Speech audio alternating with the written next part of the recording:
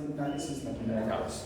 Las caries dentales, que resultan del efecto combinado de la presencia de bacterias e hidratos de carbono fermentables. Entonces, cuando las bacterias fermentan los hidratos de carbono, producen ácidos que erosionan la estructura del diente. Y por ahí, digamos, empiezan los problemas. Aproximadamente el 43% de los adultos mayores de 50 tienen pérdidas de dientes hasta el punto de una dentición no funcional. Yo no me voy a meter obviamente en la parte dental, odontología, pero normalmente se dice que una dentición no funcional es cuando tenemos menos de 21 piezas dentales. Entonces, creo una más terminología más de odontología, ¿no? Por lo que es necesaria una dieta blanda mecánica. Procedimientos quirúrgicos, una mandíbula fracturada u otras cirugías que involucran la boca, el cuello, ¿no? Plantean problemas evidentes para comer. Entonces por ahí empiezan las alteraciones en el tracto digestivo superior. Otras alteraciones que también tenemos que tener en cuenta, obviamente, son las inflamaciones. Y ya la vez pasada hemos hablado de algunas inflamaciones. Gingivitis, conocemos con la inflamación de las encías. Estomatitis solamente son términos, ¿no? Inflamación de las mucosas de la mucosa oral, de la boca. Glositis, de la lengua. Y la queilosis, ¿no? Como procesos de sequedad, ¿no? Y descamación de las comisuras, básicamente dental de la boca. Muy bien, en lo que respecta a glándulas salivales, los trastornos de las glándulas salivales de la boca también afectan. En este caso, los problemas pueden surgir en una infección como el virus de la paperas, que ataca la glándula parótida, tanto el exceso de salivación, o sea, por los dos lados, ya sea el exceso de la saliva como la déficit, puede interferir en nuestra nutrición, en nuestra alimentación. La serostomía, ¿no? La serostomía, sequedad bucal crónica, suele estar asociada a la artritis reumatoidea y otras enfermedades autoinmunes. Entonces, seguramente ustedes han escuchado algunas otras. Serostomía es más común que enfermedades patológicas en problemas de consumo de ciertos fármacos. ¿Listo? Hay muchos fármacos que te producen sequedad bucal. ¿Listo? Y eso también nos impide que podamos tener una alimentación, porque sin saliva no podemos comer, ¿cierto? Claro. Y obviamente acá un dato importante, artritis reumatoidea, que creo de las ¿cómo se llama? Autoinmunes es un poco común, pero más común, acá se me olvidó tipiarles, lo más común en las enfermedades autoinmunes, ¿cuál es? Que nos produce sequedad de boca. ¿Cuál es, chicos? VIH no. Estamos hablando de enfermedades autoinmunes. No. Ay, chicos, por mi pregunta por ahí, ¿ya? ¿Cuál es la enfermedad autoinmune más común que te podría producir sequedad de boca? No. Y es común y es subdiagnosticada. Quiere decir que es muy común, pero casi a todos no les importa casi. Ah, sí, es eso, debe ser eso. Pero ni les prestas atención ni nada. Se te seca la boca, se te secan los ojos. La enfermedad de la sequedad de las mucosas. Psoriasis. No. Es Sjögren. La enfermedad de Sjögren. La enfermedad de Sjögren es una enfermedad muy común y muy subdiagnosticada. De repente cada uno de nosotros tiene Sjögren y no lo sabe, porque también hay estadios de esta enfermedad. O sea, la enfermedad de Sjögren, digamos, plena, tienes que estar con una horita, dice que los ojos se te ponen rojos y algunos, solo por eso, ¿no? A veces se diagnostica, sí, tengo un poquito de sequedad, pero con mi agüita y normal. Lo que me parece raro es que necesito como lágrimas artificiales porque mis ojos paran rojos casi todo el día. ¿Será porque estoy en Arequipa, que es un clima seco? No, puede ser un Sjögren, ¿no? Que es una enfermedad subdiagnosticada. Y recuerden otra cosa, chicos, otro dato importante. La mayoría de enfermedades autoinmunes se relacionan con otras.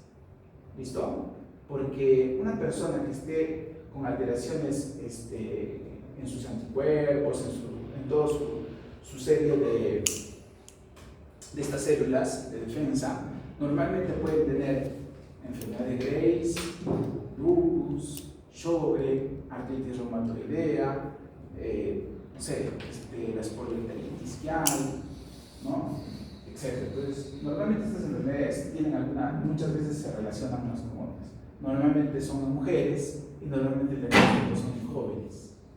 ¿Ya? Entonces, como para el criterio clínico, ven una chica, 20, 30, hasta 40 años, que tienen así poliatralgias, cosas medio raras, así, puede ser una neumonía.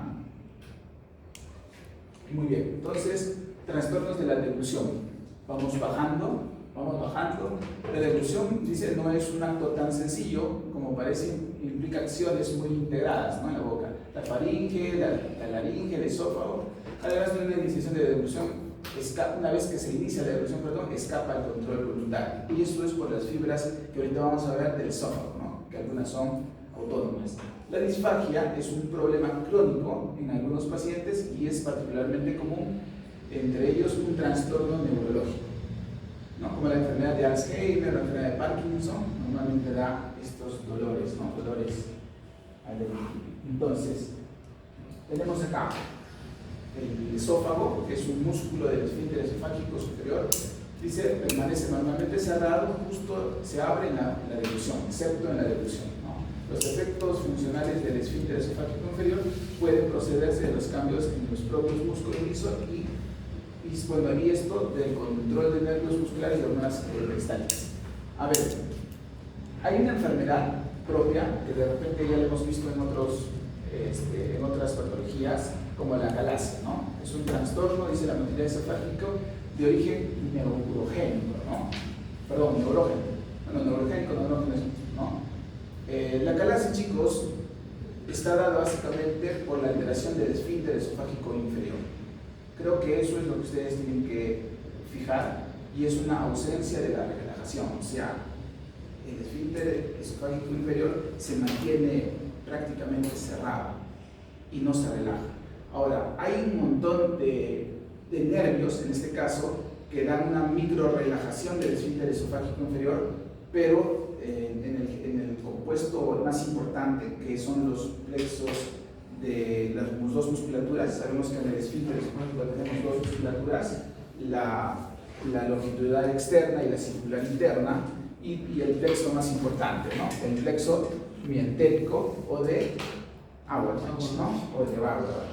Y obviamente el otro plexo que también tenemos que tener en cuenta es el plexo que parece submucoso, el plexo submucoso, y la mucosa, que es el otro componente del esófago. ¿Cuál es la capa que no tiene el esófago? También siempre ha sido una pregunta. La serosa, ¿no? Serosa es la que normalmente no tiene el esófago. Entonces, en líneas generales, del componente del esófago, la porción superior del esófago tiene componente estriado, ¿no es cierto? El componente inferior del esófago tiene componente liso. Y la parte media del esófago es un componente mixto de los dos. Y obviamente, si tienen componentes, si tienen nervios, estos son controlados en los núcleos, ¿no? El núcleo ambiguo, el núcleo dorsal, el núcleo del vago, ¿no? El núcleo del nervio vago. Muy bien, entonces la acalasia viene a dar la alteración en el esfínter esofágico inferior, ¿no? Hay una falta de la relajación.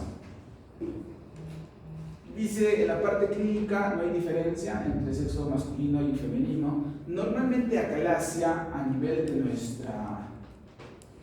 nuestra población peruana, por así decirlo, es rara. Pero ¿por qué tanto en los libros se ve? Porque la acalasia es muy común en la parte europea, ¿ya? Entonces, en la parte europea y en otros continentes, la acalasia es muy frecuente. Nosotros más vemos gastritis, ¿no? Los gastroenterólogos ven más gastritis, problemas de repente TB, de tuberculosis, ¿no? Pero la acalasia es poco frecuente. Entonces, ambos sexos, según la literatura, la alteración para los dos lados, ¿no? Hay disfagia, es el 90%. Disfagia, dolor al deglutir, ¿verdad? 90%, digamos, es el síntoma más importante. Luego hay dolor torácico, regurgitación, pérdida de peso, pero no existe reflujo gastroesofágico. Entonces, chicos, acá a veces nos equivocamos, ¿no? Todos piensan la regurgitación y el reflujo gastroesofágico es lo mismo. Esa puede ser una pregunta de examen que de hecho alguna vez la han hecho y no van a caer, ¿no? La regurgitación, ¿a qué se refiere? ¿Cuál es la diferencia entre regurgitación y el reflujo gastroesofágico? Devolver la comida a la regurgitación, el reflujo gastroesofágico, los flujos gástricos, o sea, movible. Ya. ¿Sí está bien?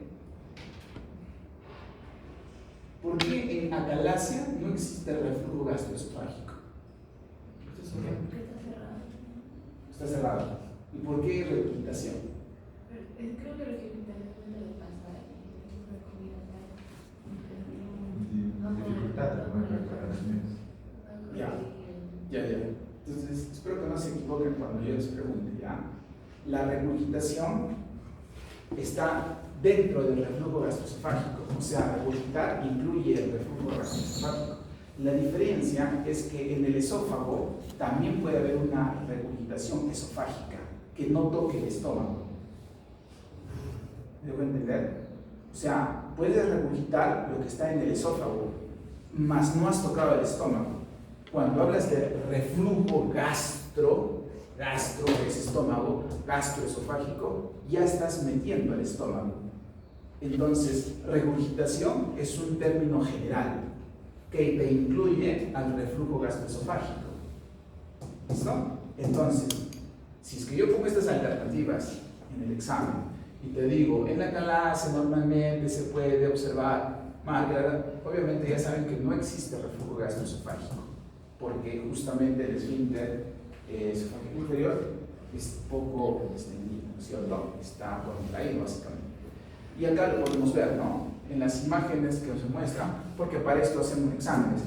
Normalmente los exámenes son con contrastes de bario, ¿no? Los gastroenterólogos dan unas imágenes con contraste de bario para ir viendo si es que el esófago, todo este es el esófago, tiene alguna estrechez, ¿no? Porque obviamente la presión está en la parte inferior, ¿no? En el esfínter esofágico inferior.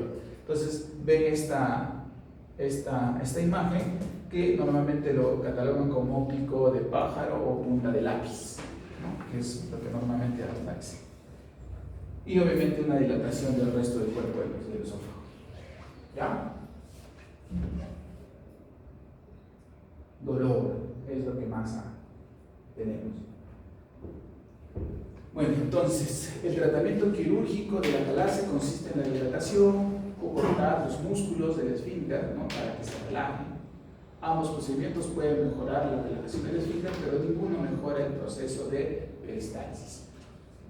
Entonces, la terapia nutricional postoperatoria se inicia con líquidos orales, por eso es una dieta regular, unos pocos días. Y dentro de esto, en la parte nutricional, obviamente hay que evitar los alimentos muy calientes o muy fríos, se evita los cítricos, ¿no? Los condimentos, ¿no? Y esto en general puede ayudar a esta enfermedad. Normalmente en este tipo de pacientes la indicación nutricional va en comidas fraccionadas, que llamamos, ¿no? Pequeñas cantidades de comida según su tolerancia, ¿no? Dieta fraccionada, le decimos normalmente, ¿verdad? Muy bien. Seguimos en esófago, tenemos otra alteración que puede impactar la función nutricional, y esta, si hemos dicho, a diferencia de la otra, enfermedad por reflujo gastroesofágico. Entonces, la enfermedad por reflujo gastroesofágico es un tipo de regurgitación también, ¿no? Pero esta viene desde el estómago, ¿no? Se produce cuando el contenido del estómago refluye hacia el esófago debido a la incompetencia del esfínter esofágico inferior. En el otro lado había dificultad para la relajación. Aquí parece que ya está muy relajado ya, ¿no? Tanto así que todo el contenido gástrico pues pasa por el esfínter y pasa y requita y regresa y vuelve a pasar. Provoca esofagitis, eosima. Muy bien.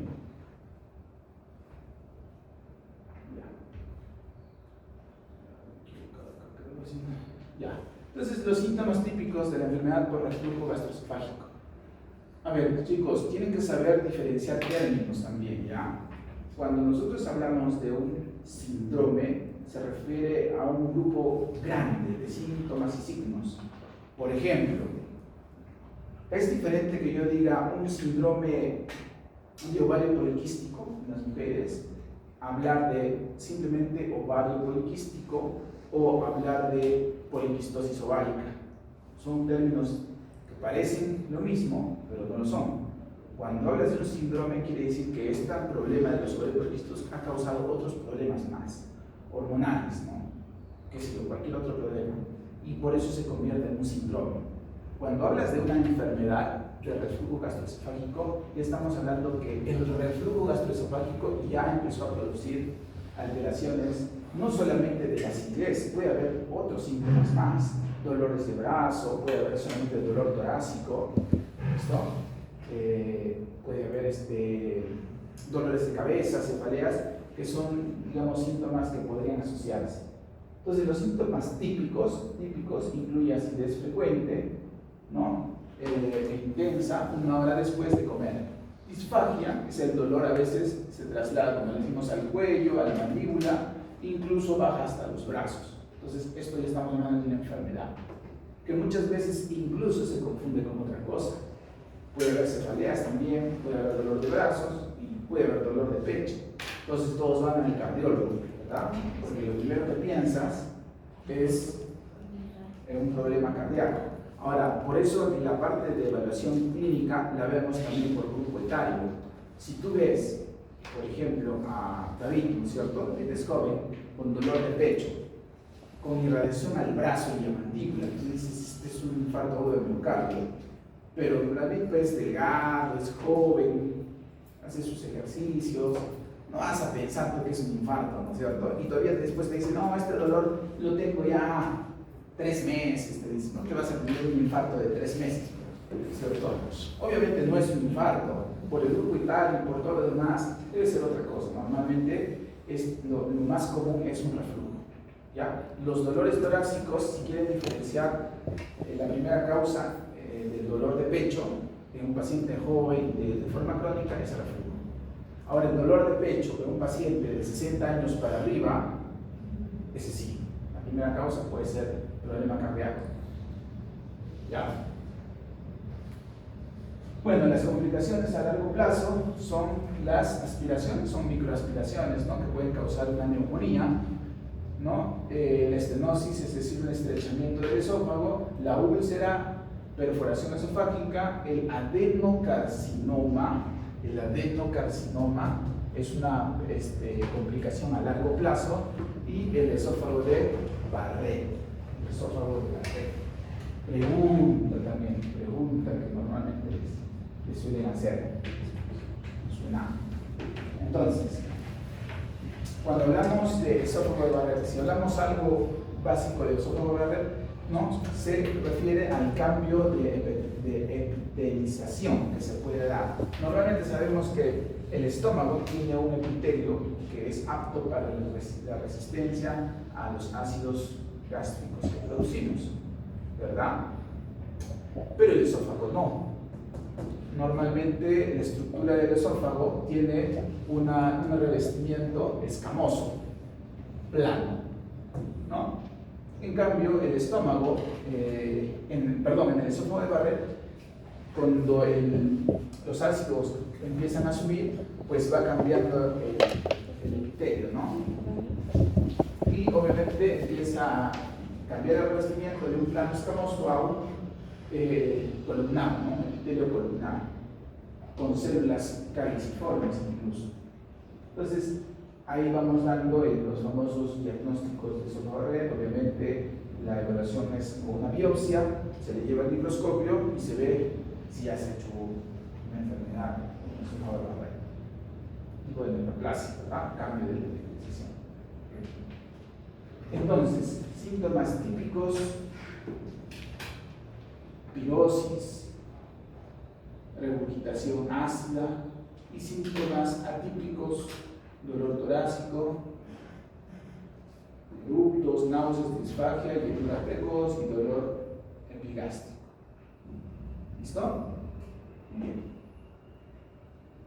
Entonces estamos en esófago. Terapia nutricional en la enfermedad por reflujo gastroesofágico. La terapia nutricional va dada básicamente en este tipo de enfermedad a una dieta no específica, es una dieta más convencional, pero libre de ciertos alimentos como irritantes. Entonces, normalmente lo primero que se indica en este tipo de pacientes es la abstinencia para el alcohol y el tabaco, ¿no? Porque empeora el esófago, empeora la producción, ¿no? Comer rápido también. El sobrepeso y obesidad, es uno de los pilares en el tratamiento de la enfermedad por reflujo gastroesofágico. ¿Por qué? Porque esta válvula, por el esfínter del esofágico inferior, normalmente se vuelve disfuncional justamente por el aumento del peso. ¿Por qué? Igual que el llanto, ¿no? ¿Por qué? Porque normalmente cuando uno empieza una obesidad, ¿no? Lo que normalmente empieza a aumentar es la cavidad abdominal y hay cambios de presiones, ¿listo? Tanto en la cavidad abdominal como en la cavidad torácica, que solamente están separadas por el diafragma. Y esos cambios de presiones empiezan a producir también estos cambios de fuerzas que hay. Otra de las causas también, obviamente, es la dieta propiamente dicha, ¿no? Per se, de estos pacientes, ¿no? Que hay comidas copiosas, abundantes también, ¿no? Hay bebidas azucaradas, café, chocolate, que son normalmente algo irritantes para el estómago y pueden causar estos reflujos también. Los cítricos también, ¿no? Y como dijimos, comidas abundantes. Entonces, ¿qué se propone? Dietas altas en proteínas, dietas ricas en fibra, de 5 a 6 comidas al día, incluso yo diría menos, pero no sé lo que nos indican.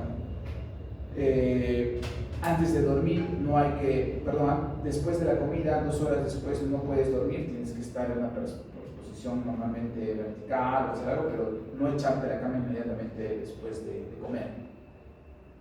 Respaldo en estas personas que ya tienen un reflujo, hay que tener un respaldo, ¿no? Incluso indican la cabecera 30 grados, ¿no? Y tratar de manejar los tratamientos para el estreñimiento, ¿no? Muy bien, la parte de tratamiento farmacológico, si les interesa, bueno, esto no implicaba la parte nutricional, pero es importante que ustedes sepan la parte básica.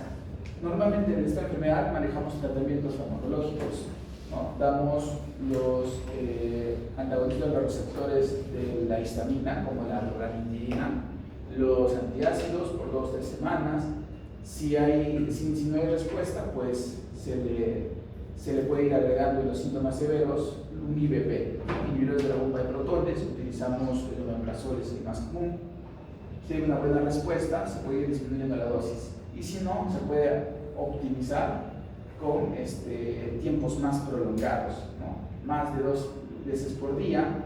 Nosotros sabemos que nuestros IBPs normalmente los indicamos en ayunas una sola vez, pero en nuestros casos de reflujo los podemos dar más tiempo y hasta 2 veces, ¿no? Domperidona es la otra, y bueno, y si no hay respuesta, si hay una derivación, se va a cirugía, ¿verdad? Cirugía que normalmente se utiliza para estas enfermedades por reflujo. Fundicaduras suelen hacer, ¿no? Los cirujanos hacen un tipo de nudo en el esófago para que no haya un paso, ¿no? De demasiado del jugo gástrico hacia el esófago. El hernia de hiato, bueno, simplemente la imagen va, como dice, y lo dice todo, es simplemente el aumento o el paso del estómago por el diafragma, ¿no? Por una incompetencia del músculo del diafragma. Entonces, esto es lo normal, y la hernia del hiato también. ¿Cuál es la principal causa también, o la causa más común? Obesidad, malnutrición, obesidad. Listo, entonces bajamos. Hemos hablado de esófago, hemos hablado, ahora nos toca estómago. ¿Listo? Entonces en el estómago tenemos la causa más importante de alteración, que son las famosas úlceras pépticas, ¿no? Entonces las úlceras son comunes en el bulbo duodenal, no solamente en el estómago, pero ¿por qué? Por el contenido gástrico que se va a decir con más concentración. Es por ese motivo en que las úlceras se dan más en este tipo de porción, ¿no? La primera porción del duodeno. Una úlcera péptica es una lesión en forma de cráter en la pared del estómago o del duodeno, que resulta de la erosión continua del tejido a través de las capas de la mucosa hasta las capas musculares. Entonces, antiguamente, ¿no? Dice, los científicos descubrieron en 1982 la bacteria Helicobacter pylori, que es el principal organismo causante de la enfermedad de úlcera péptica. Pero antiguamente no se pensaba esto, ¿no? Se pensaba que la úlcera péptica o el tema de gastritis y su correlación era por el exceso del estrés, los ácidos y las comidas picantes. De ahí parte la valoración nutricional, porque antiguamente se trataba de esto. Todos pensaban que era mucho ácido, decían, no sé por qué, pero hay mucho ácido. Como estás comiendo muchos picantes o estás muy estresado. Ahora, no tiene nada, o sea, obviamente, si bien es cierto, ahora sabemos que esta no es una causa de úlcera péptica, pero sí se sabe que son factores que pueden agravar una úlcera péptica, ¿verdad? Ahora ya sabemos que la primera causa de Helicobacter pylori, de la úlcera péptica, es Helicobacter pylori, ¿verdad? ¿Y cuál es la segunda causa? Pregunta de examen. ¿Cuál es la segunda causa? La segunda causa de la enfermedad de úlcera péptica. Si la primera causa es Helicobacter pylori, ¿cuál es la segunda causa? No. La gastritis, bueno, ¿por qué? No es alcoholismo tampoco. Chicho. No. ¿Qué es chicho? No, a ver, ¿cuál, chicos?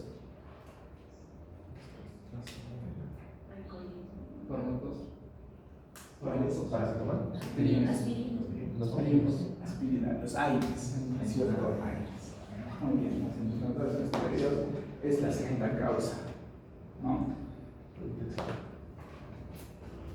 Muy bien. Entonces, hablando de úlcera péptica y cuadro clínico, sabemos que esto se produce también principalmente de la intersección, ¿verdad? Que el esófago no debe tener y que el estómago sí. Entonces el estómago se supone que debe tener una buena capa de moco que pueda aguantar esta acidez. ¿Qué ácidos nos produce? Péptica.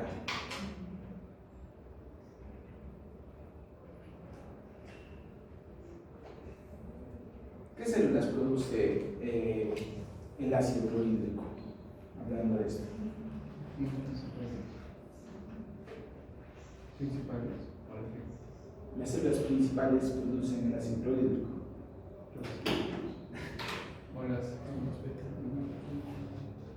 Las parietales.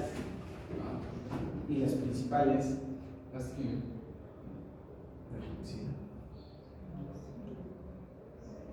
Tripsina. Ya, ahorita vamos a comenzar eso. Tengo una diapositiva para hacerlo porque esa va a ser también una pregunta. Muy bien, úlceras no complicadas, solamente la dispepsia y complicaciones, obviamente las úlceras complicadas, hemorragia digestiva sería alta, ¿no es cierto? Porque estamos hablando de la nivel 3 para arriba, ¿no? Perforación, desobstrucción y penetración. Incluso hay un cuadro en el cual podemos clasificar las úlceras, ¿no? Clasificación de Forrest todavía está vigente, es una clasificación antigua y vigente para estas úlceras, ¿no? Forrest 1A, hay un sangrado pulsátil, o sea, digamos que es el que tiene el mayor porcentaje de riesgo de resangrado, ¿no? Y mayor porcentaje de mortalidad cuando no hay un tratamiento, ¿no? Hasta 11%, o sea, hay un sangrado pulsátil. Pulsátil quiere decir que sangra, sangre con cada latido. Por lo tanto, en la deposición por semiología, ¿qué va a haber?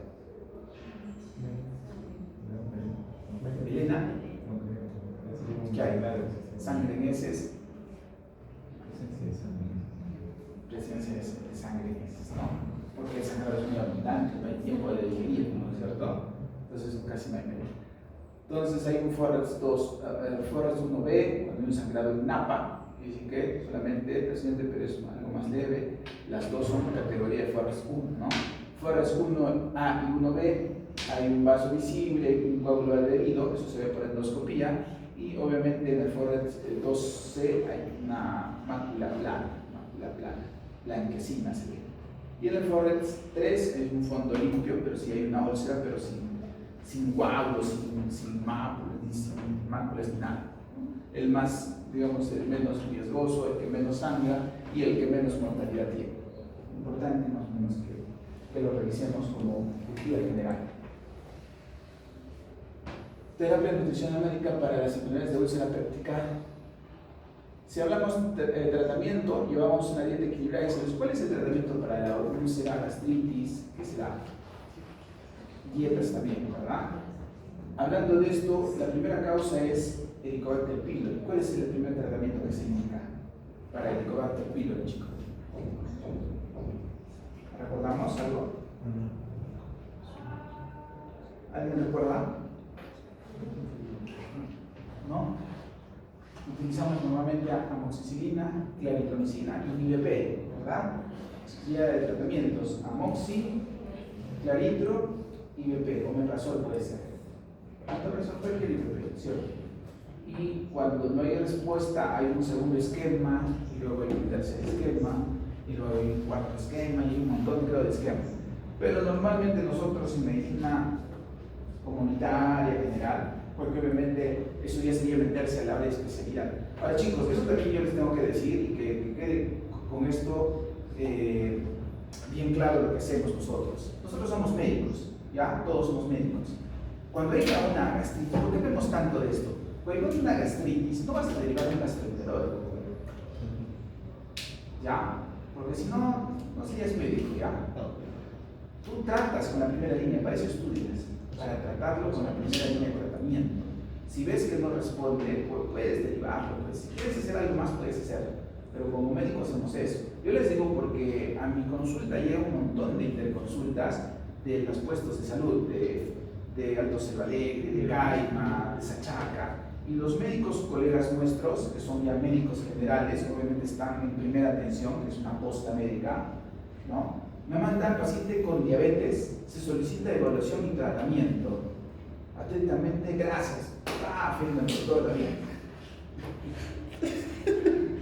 Y todavía dice de larga data, dice, y yo digo, seguro me lo están mandando porque de repente se me está complicando, ¿no? De repente necesita insulina, de repente no tiene medicamentos, qué sé yo. Y entonces yo veo, y en la evaluación ya hablando con el paciente y conversando, es un paciente con diabetes ya de, creo que 10 años con diabetes, que ya se ha evaluado muchas veces, su glucosa está controlada, me trae los exámenes, o sea, quiere decir que su posta tiene para hacer exámenes. Obviamente no todos van a tener glucosa, colesterol, triglicéridos, creatinina, lo básico, ya está. ¿Qué está recibiendo usted? Amoxicilina, doctor. Metformina, metformina, doctor. Ya, metformina. Pero hasta ahorita no entiendo por qué está conmigo. Metformina, su glucosa está en 110, 120, normal.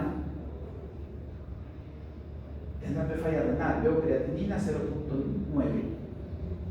Hago la evaluación, no hay edemas, su presión arterial está normal, porque yo, como obviamente los médicos, tienen una evaluación enfocada a nuestro tema, ¿verdad? ¿Qué veo yo? Focos cardíacos, presión arterial, cintura abdominal, peso, si hay edemas en miembros inferiores, glucometría.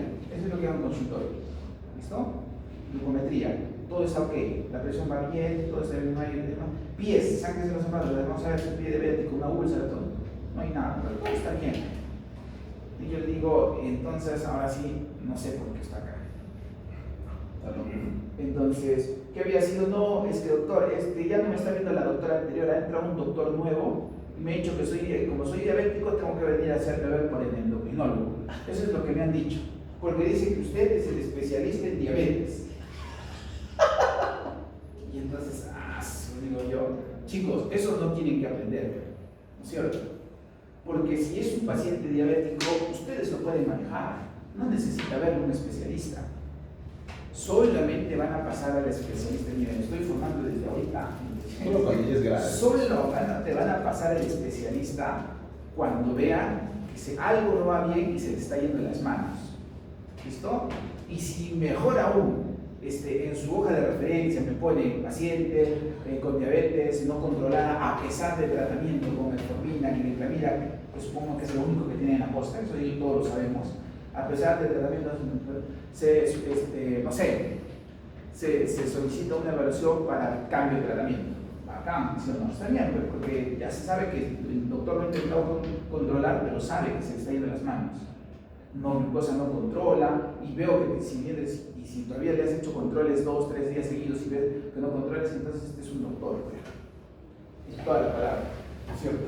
Porque ya lo ha intentado todo. Pero no vas a referir al hipertenso, al cardiólogo, al diabético, al endocrinólogo, al que tiene una enfermedad de úlcera péptica, al gastroenterólogo. Entonces, ¿qué hemos estudiado? ¿Sí? ¿A qué? ¿Interna? El doctor referencia. Entonces, como yo siempre les digo, no seamos interconsultólogos, ¿cierto? Todo lo podemos tratar. Tratamiento para eso, que ustedes tienen los conocimientos. Si no se acuerdan, repasar. Tratamiento de enfermedad úlcera péptica, no me acuerdo bien, sé que había amoxi, claritro y omeprazol. Y esa es como primera línea. Pero hay una línea más, me acuerdo que en vez de claritro se daba metronidazol, ¿no es cierto? Entonces la segunda línea va amoxi, metronidazol y omeprazol. ¿Listo? Y ahora la tercera línea no se anda persiguiendo, ves que no está, pero ahí sí lo podemos manejar, ¿no? Dentro de los tratamientos, obviamente estos pacientes tienen que vigilar y evitar la estimulación ácida, ¿no? Cantidad de comida, irritantes, y el dejar de fumar es fundamental para estos pacientes que cursan con úlcera péptica. Ya está. Entonces, tracto gastrointestinal inferior. Dice las enfermedades del intestino delgado. Vamos a pasar ahora al tracto inferior. Entonces, hemos puesto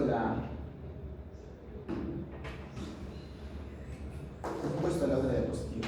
Ya, entonces les digo, chicos, la parte de úlcera péptica y el tema de cavidad gástrica, habíamos dicho que esto se produce por el aumento de ácido clorhídrico, ¿cierto? Y unas enzimas que también se liberan en el estómago. Las enzimas que se liberan en el estómago, ¿no? Las peptidasas, la tripsina, ¿se acuerdan? Habíamos dicho que estas se liberan por las células principales y factor intrínseco y ácido clorhídrico por las células parietales, ¿cierto?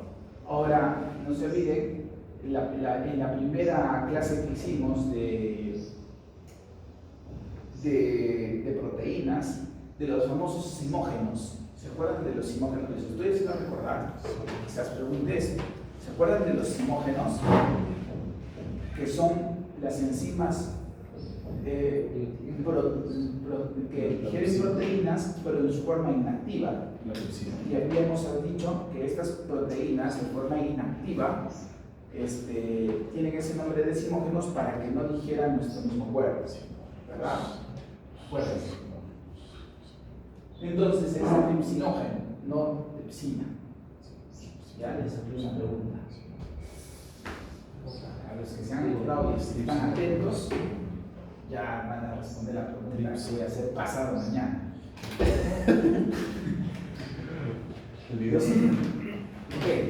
Los síntomas más comunes de los trastornos de la mala absorción, ¿qué había pasado?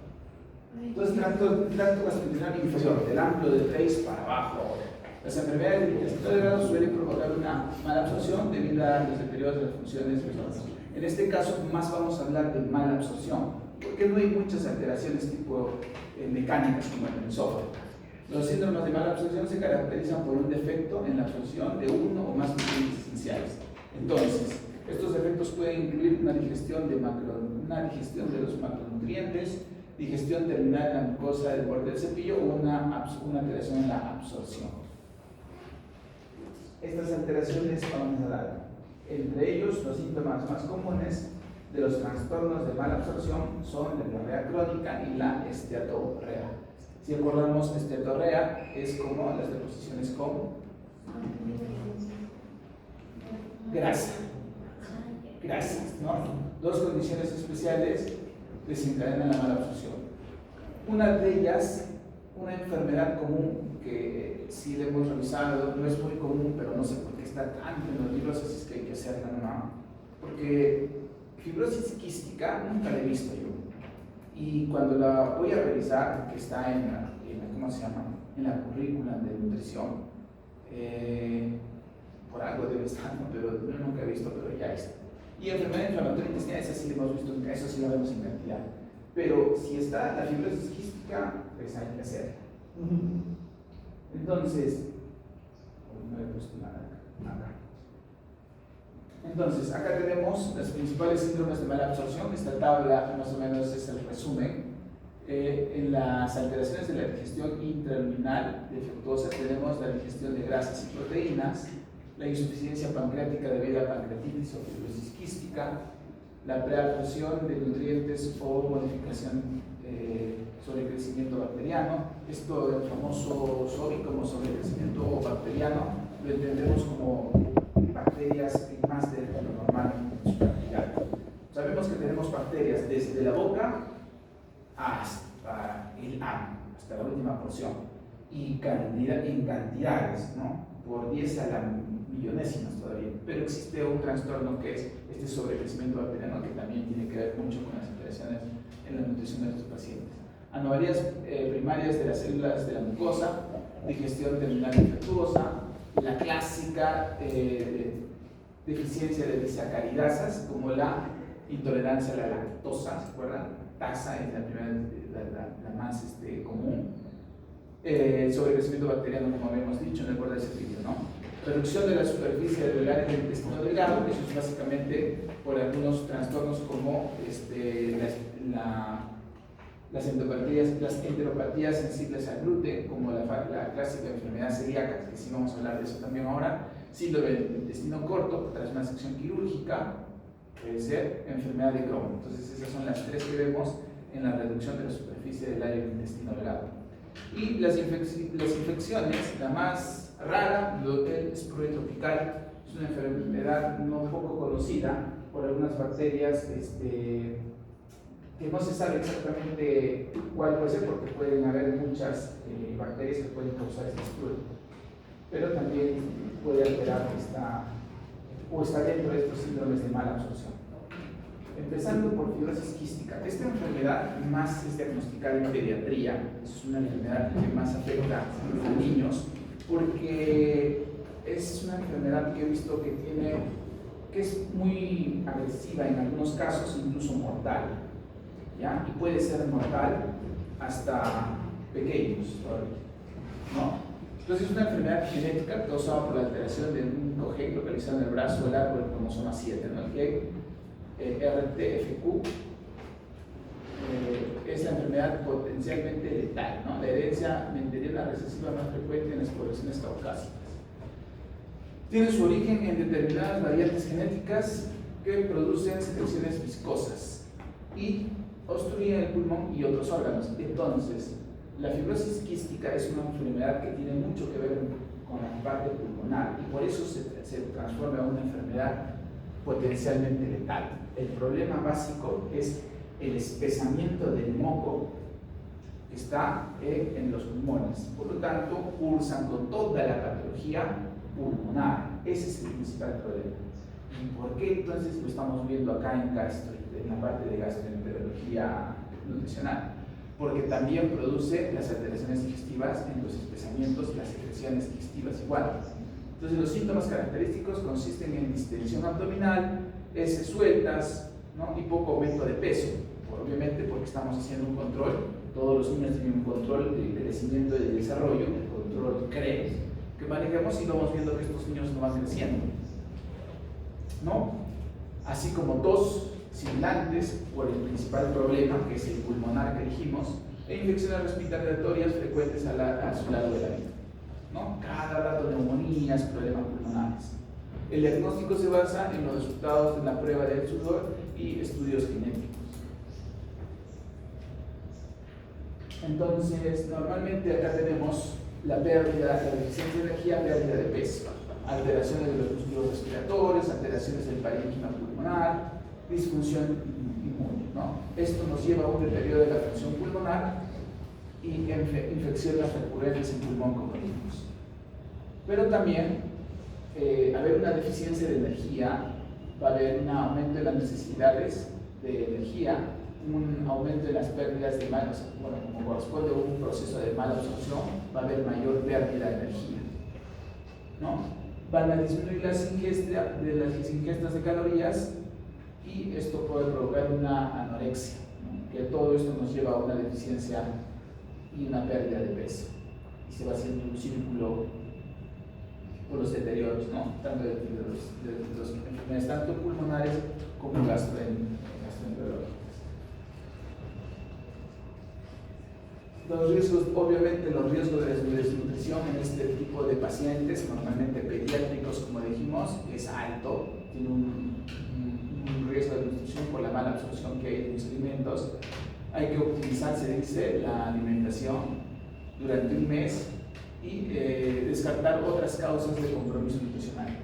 A pesar de eso, casi todos terminan en desnutrición, ¿no? Y incluso hay que utilizar en estos casos, cuando vemos que hay una baja de peso muy importante, o un peso estacionario de un niño que está creciendo, porque se supone que un niño en crecimiento tiene que también aumentar de peso, pues tendremos que indicar algún tipo de nutrición especial, ¿no? Ya sean las ondas, ya sea una nutrición enteral, e incluso en casos más graves, porque estos pacientes, como les digo, normalmente a veces terminan en cuidados especiales, ¿no? Gastrostomía incluso.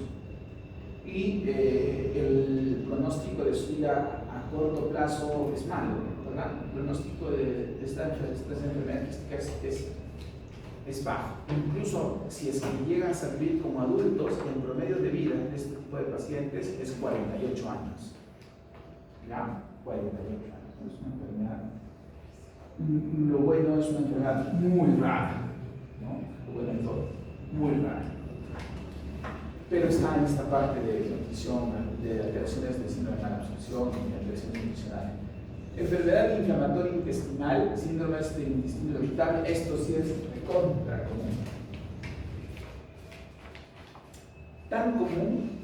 Es tan común este síndrome, ya habíamos hablado de la palabra síndrome, que son muchas características que a veces nos dificultan el diagnóstico, ¿no? No es como algo más objetivo. Entonces, es un desorden, dice gastrointestinal funcional.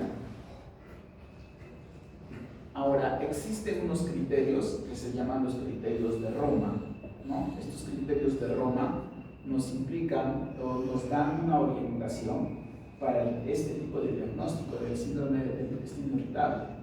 Sin embargo, chicos, esta enfermedad debe ser un diagnóstico de exclusión, ¿ya? Exclusión. Quiere decir que ustedes tienen que saber si el paciente viene con dolor, distensión abdominal, alteraciones del ritmo evacuatorio, cambios en la consistencia defecatoria, no van a hacer un diagnóstico de intestino irritable, ¿no es cierto?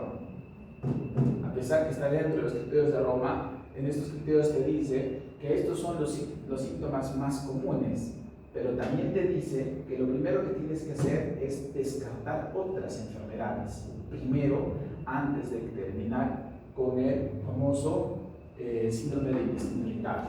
Quiere decir que un paciente que nos viene con dolor abdominal, distensión, alteraciones del ritmo evacuatorio, cambios en la consistencia defecatoria, pues primero de repente puede ser simplemente una enfermedad diarreica crónica, aguda, subaguda, qué sé yo, una enfermedad parasitaria, no sé, una diverticulitis, diverticulosis, cualquier enfermedad que pueda causar estos mismos síntomas.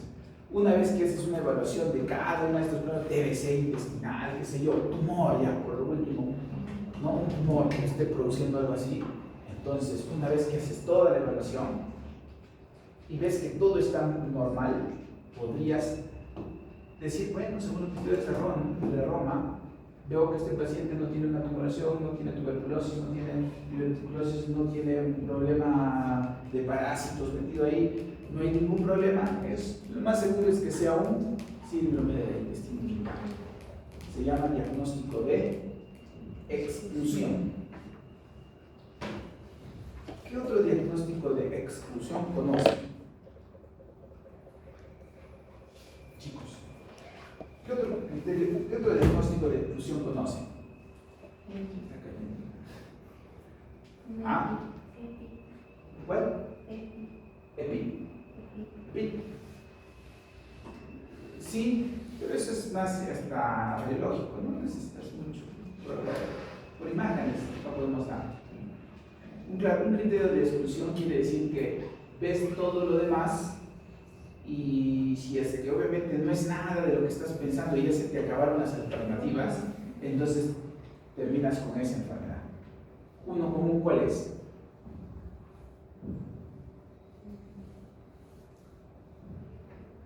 Las fibromialgias, las famosas fibromialgias de reumatología, ¿no? Esos dolores, me duelen los músculos, me duelen los codos, me duelen las muñecas, me duele hasta el cabello, me duelen las piernas, me duele todo. Entonces vas primero al neurólogo, ¿no? Y eso es lo que pasa con los pacientes. Y el neurólogo te hace entonces una neuropatía, deficiencias de vitaminas, vamos a hacer una electromiografía, vamos a hacer una resonancia, vamos a ver si es que hay algo en el cerebro que te está causando dolor. No hay nada, vete donde el reumatólogo, lo ve el reumatólogo, te duele las articulaciones, es una poliartritis, es una de las enfermedades de las artritis juveniles, entonces es una artritis reumatoide, qué sé yo, una monoartritis localizada, no, porque me duele en todos los lugares, entonces debe ser, no sé, y empiezan a pedir un montón de exámenes. Cuando el reumatólogo y el neurólogo, porque básicamente el diagnóstico está entre los dos, ven que todos sus exámenes están normal y la paciente se sigue quejando de dolor, ¿qué diagnóstico le dan? Fibromialgia. Sí, la fibromialgia. Ya. Diagnósticos de exclusión, porque desconocidas, pero no se sabe, hay dolor, sí existe el dolor y digamos. Entonces para eso se creó otra subespecialidad dentro de la anestesiología que se llama terapia del dolor. ¿No? Terapia del dolor, ya lo único que hacen ellos, no saben la causa, no saben por qué le duele, pero tratamiento para terapia del dolor. Y ahí empiezan los anestesiólogos a hacer sus pócimas, bueno, sus mezclas, pues, un poquito de esto, un poquito del otro, de sus cócteles, ¿no?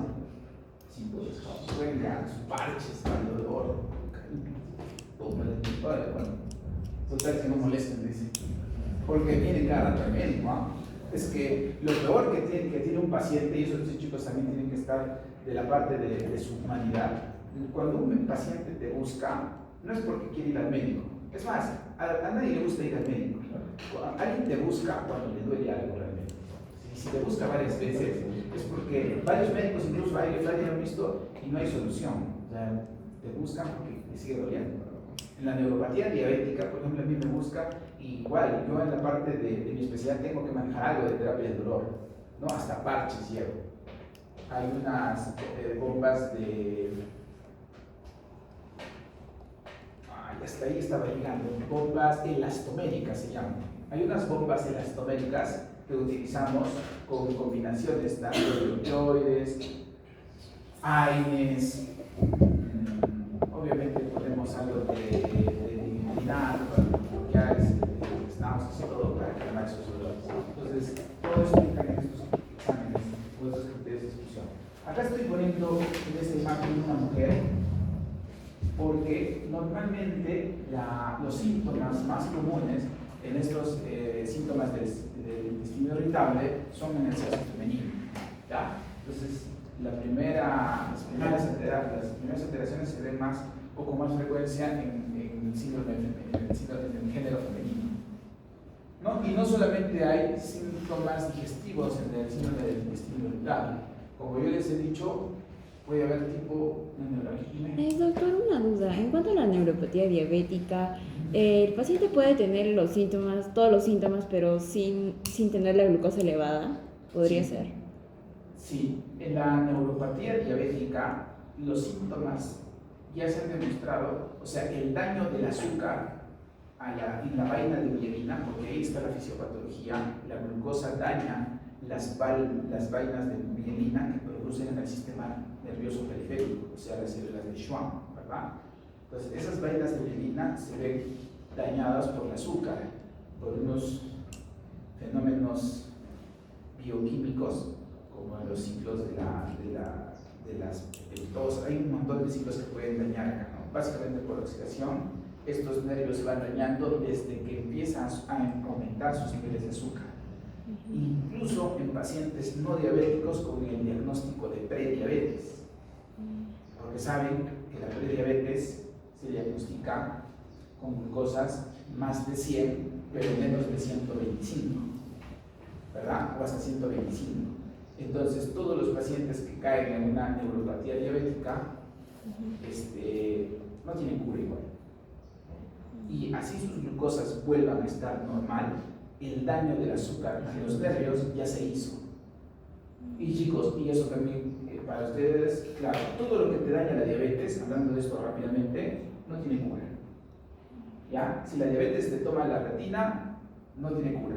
Si la diabetes te toma la función renal, no tiene cura. Si te da una neuropatía diabética, no tiene cura. Nada en la diabetes tiene cura. Por lo tanto, se le considera como un cáncer, le decimos, ¿no? Es un cáncer que te va comiendo poco a poco. Lo único que hacemos, entonces, ¿qué hago yo? Si no tiene cura. Lo único que hacemos es el control y la prevención. Y tratar de que los niveles de glucosa estén estables. Por eso que en la evaluación del diabético, el endocrinólogo hace una evaluación integral. No es que viene a consulta y veo cuánto está su azúcar. Tengo que ver desde fondo de ojo, ¿no? A ver si hay un daño por diabetes, hasta función renal, depuración de creatininas, ver si es que hay proteinurias, si es que ya empezó algo. Incluso podemos solicitar hasta electromiografías, porque la electromiografía también te lo puede dar el informe neurólogo y nada más, ¿no? Pruebas del monofilamento para ver si hay sensibilidad y todo esto. Entonces, y ahí vamos dando escalas y por eso vamos citando a los pacientes para verlo, ¿no? Cómo van. Eso es lo que hace un endocrinólogo con la diabetes. Entonces, en esta imagen vemos que no solamente en el síndrome de intestino irritable va a haber molestias de dolor, distensión abdominal, alteraciones en el ritmo evacuatorio, sino también podemos ver cefaleas, puede haber dolores en brazos, náuseas, puede haber, claro, aparte de distensión abdominal, disfunción sexual.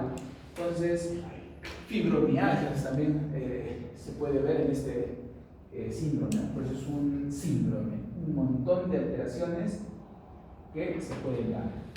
Síndrome del intestino irritable.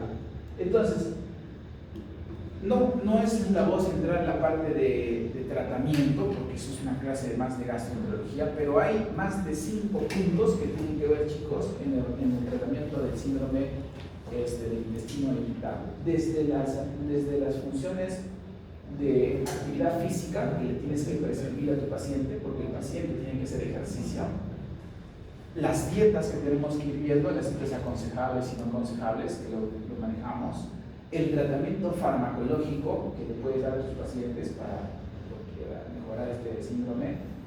El tratamiento psiquiátrico, psicológico que puede dar a estos pacientes, porque el síndrome del intestino irritable cursa con una alteración psicológica también. ¿Ya? Muy bien. Ya para terminar, vamos a hablar algo de la enfermedad celíaca, que tiene mucho que ver con las alteraciones nutricionales, porque están metidos algunos elementos que se evidencian en esta enfermedad, ¿no? Entonces es una enteropatía inmune también, ¿no? Ocasionada por la ingesta de gluten en individuos genéticamente predispuestos. Actualmente nadie casi hace diagnóstico genético, pero se ha visto que hay genes implicados en esta enfermedad, ¿no? Como el DQ2 y el DQ8.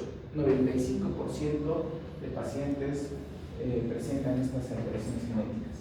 Y en la clínica podemos ver muy parecida a las demás. Esteatorrea, distensión abdominal, edema, palidez, letargia, baja de peso. Entonces, mucho tiene que ver con sustancias que tienen algunos alimentos, ¿no? Como la gliadina, la glutamina y el glutenmetamina, ¿no? Gliadina es un componente de esta molécula, de esta sustancia, y el diagnóstico lo hacemos con biopsia duodenal y los test serológicos, ¿no? Bueno, esto sí les va a servir, no solo ahora en nutrición, porque les va a servir sí o sí para en su clase de gastroenterología. Entonces, ¿cómo diagnosticamos la enfermedad celíaca? Con una biopsia duodenal o con los test o con los test serológicos, ¿no? Anticuerpos antitransglutaminasa y anticuerpos antiendomicio. Los anticuerpos antigliadina, IgG y IgA, en algunos casos los suelen usar. Básicamente, anticuerpos antitransglutaminasa y anticuerpos antiendomicio. Con eso hacemos el diagnóstico. Pero nosotros estamos hablando más de nutrición. Entonces, la nutrición en esta enfermedad se basa en los alimentos que contienen gluten. Entonces, ¿cuáles son los alimentos que contienen gluten? Trigo, cebada y centeno. En algunas literaturas agregan la avena también. Pero básicamente el trigo y la cebada y centeno son las alteraciones o son los alimentos que contienen gluten, por lo tanto, estos se deben de evitar en esta enfermedad celíaca. Pregunta del examen, ¿ya? Trigo, cebada y centeno. No solo de pregunta hasta de su residentado hace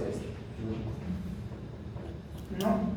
Seguros, arroz, amaranto, quinoa, maíz, mijo, normal, ¿no? Normal. Muy bien. También existe una deficiencia en algunas vitaminas, como las vitaminas liposolubles, la A, la D, la E, la K, no, vitamina B12, ácido fólico, hierro y calcio. Entonces, en esta enfermedad celíaca, también parte del tratamiento es no solamente evitar estos compuestos que contienen gluten, sino también tratar de dar suplementos de estas vitaminas. Sí, chicos, hasta acá más.